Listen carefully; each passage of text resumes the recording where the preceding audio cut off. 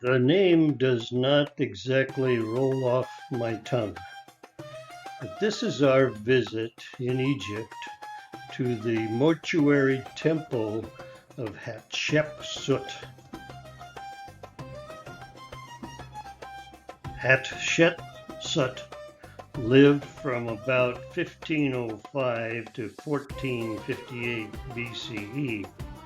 She was the daughter of Pharaoh Thutmose I and became queen by marrying her half-brother Thutmose II around the age of 12. She bore one daughter, Nefertari, but no son.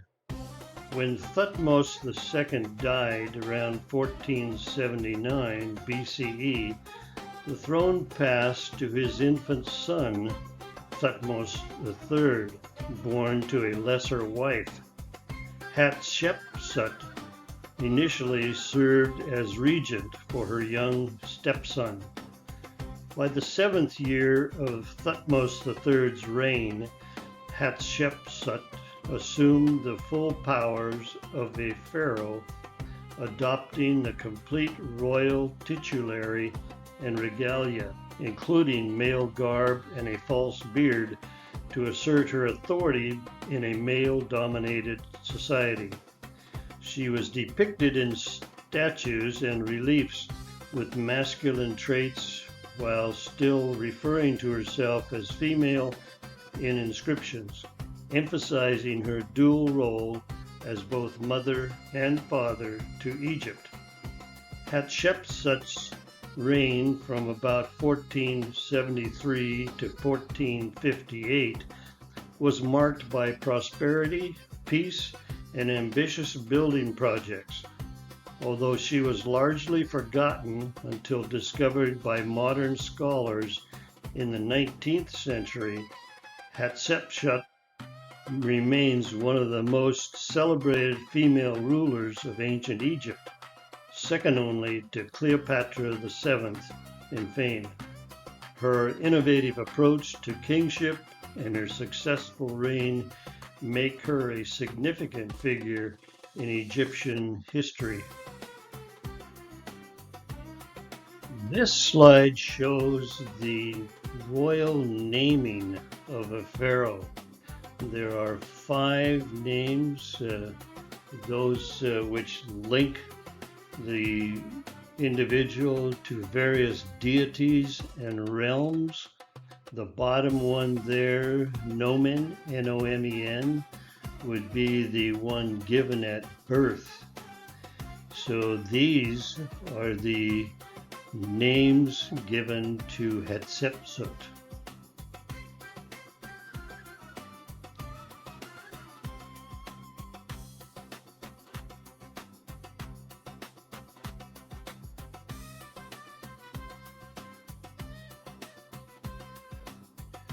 This slide shows the names given to Thutmose III and the cartouche symbols for his name.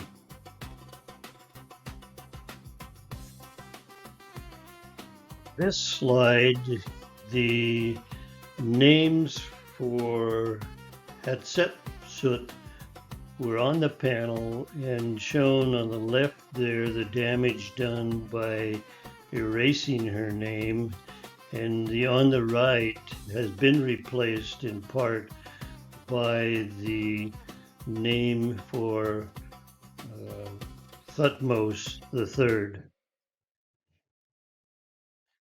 This photo is of the mortuary or memorial temple of Hatshepsut.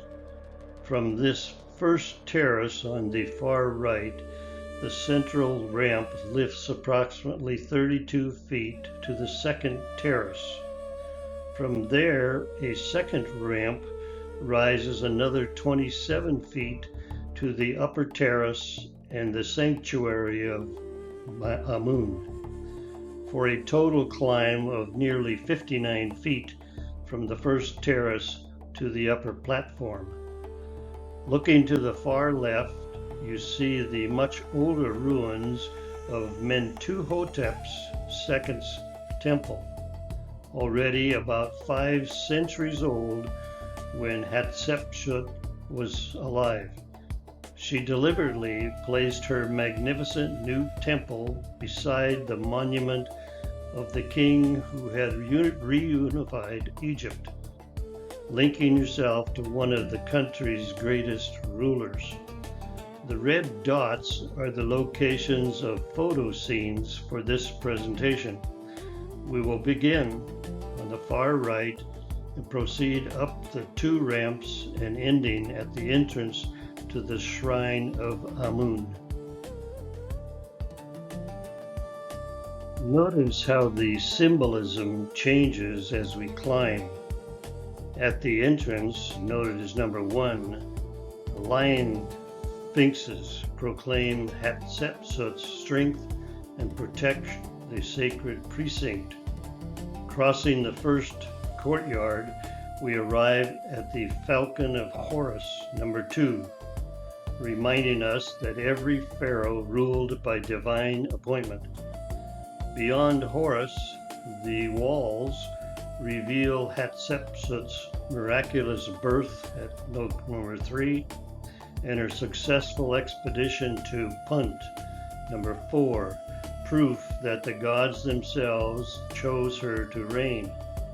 At the summit, number 5, awaits the Sanctuary of Amun, completing a journey from the realm of humanity to the dwelling place of the Supreme God. This is the first courtyard, the world of humans. The large open first court is the gathering place. This is still very much the earthly world where festivals and processions assembled. Under the first terrace, the rectangular doorways lead to storage areas, priest preparation rooms, offering storage, wine and oil storage, and incense and linen storage. These rooms extend back underneath the terrace.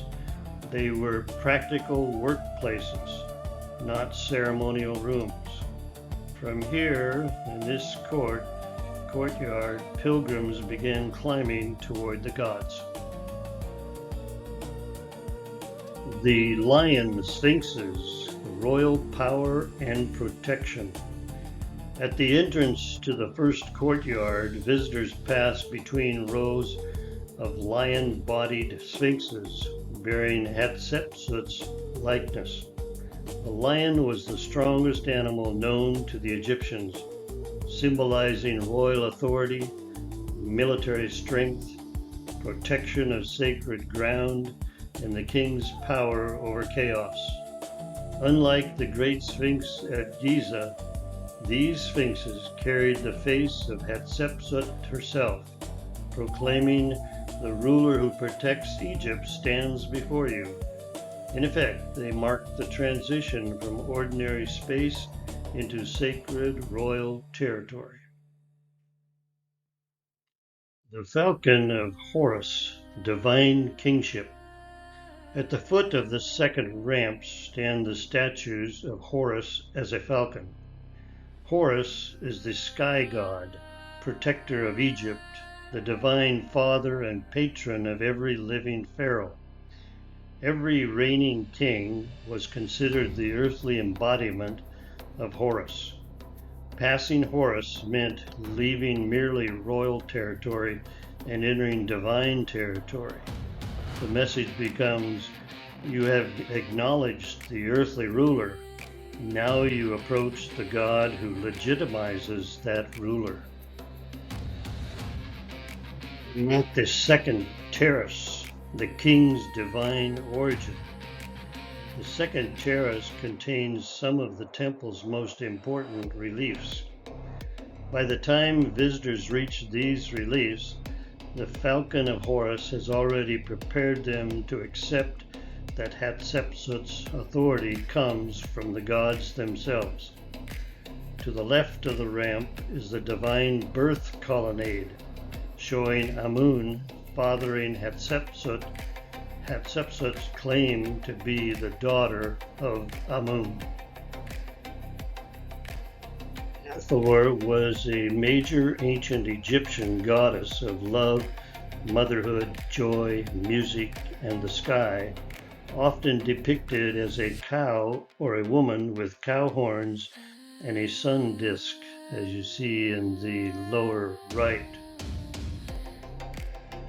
The upper right shows the illustration of where we're at in the temple at the south end of the middle terrace, where there's a shrine to this goddess. The shrine is separated from the temple and is accessed by a ramp from the lower terrace. The ramp opens to a portico adorned with 4 columns carrying Aether capitals, as you see in the lower left. The walls of the entrance contain scenes of Hat-shep-sut being fed by Hathor. I've circled down there in the lower right. Inside the shrine, there is a hypostyle hall, first one containing 12 columns and the second containing 16. In the upper left there is the passage into the shrine. To the right on this level, we see the memorial to the Punt expedition colonnade, demonstrating that the gods blessed her reign with prosperity.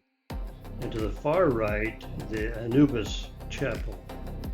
Hat-shep-sut reestablished a number of trade networks that had been disrupted. She oversaw the preparations and funding for a mission to the land of Punt, believed to be Ethiopia. Hatshepsut's delegation returned from Punt bearing 31 live myrrh trees and other luxuries such as frankincense. Hatshepsut would grind the charred frankincense into an eyeliner. This is the first recorded use of that resin. At the north end of the middle terrace is a shrine dedicated to the god Anubis. Anubis is the god of funerary rites, protector of graves, and the guide to the underworld in ancient Egyptian religion, usually depicted as a canine or a man with a canine head. Images presented on the walls are of offerings and cult activity, with a relief showing Anubis escorting Hatshepsut to the shrine. On the left here we see where her image has been erased out of that scene, and on the right where Anubis is receiving many offerings. The third terrace into the presence of Amun.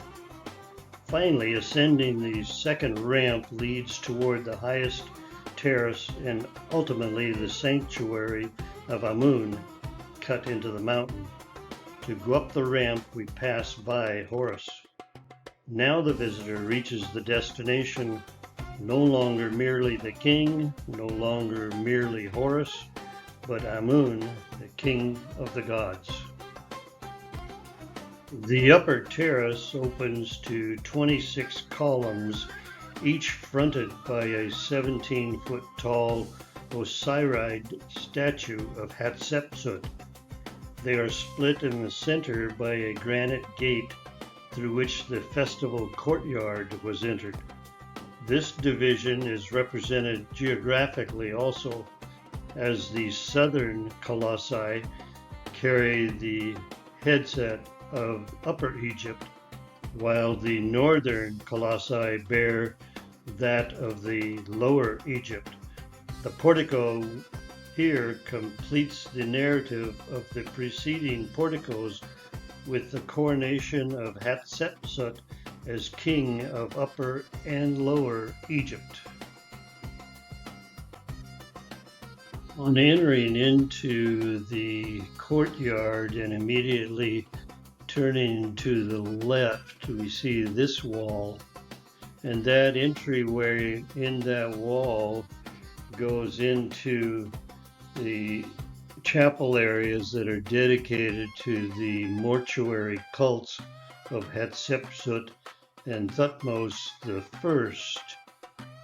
I. I have no photos of that area. I'm assuming it might have been closed when we were there. And I've also found no published photos of that area. Entering the courtyard area, this scene is directly ahead, opposite the entryway. In this wall, we see 8 smaller and 10 larger niches were cut into the west wall. These are presumed to have contained kneeling and standing statues of Pharaoh Hat-shep-sut. The sanctuary of Amun is entered through this opening, which goes into the mountain. This is the vestibule leading to the sanctuary of Amun. You can see how all of the references to Hat-shep-sut have been erased, and at the end of the passage only Thutmose I remains, as he was the father of Hat-shep-sut and a previous recognized ruler. The vaulted ceiling is decorated with stars representing the night sky. Ahead lies the sanctuary of Amun, the holiest chamber in this temple. This is the threshold opening into the sanctuary of Amun.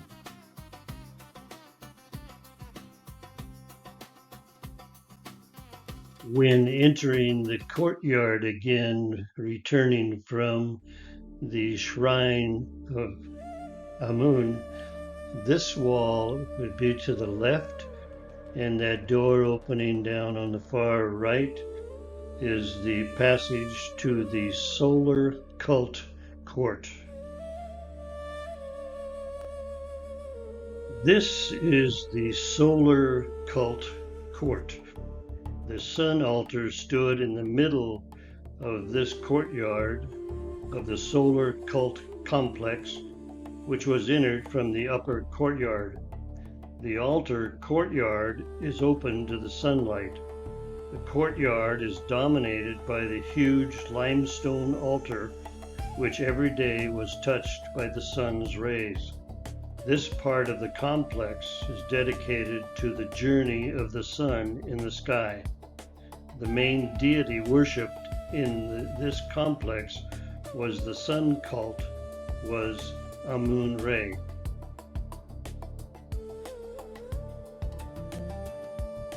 The site of this temple is the result of very extensive reconstruction. This photo is of an area where pieces have been inventoried and, like a giant puzzle, are waiting to be put together and placed in their correct positions. In reviewing this material from when we were there just 3 years ago, I did see some changes as they've been able to discover where something goes, and something might be different than a photo when I took a photo 3 years ago.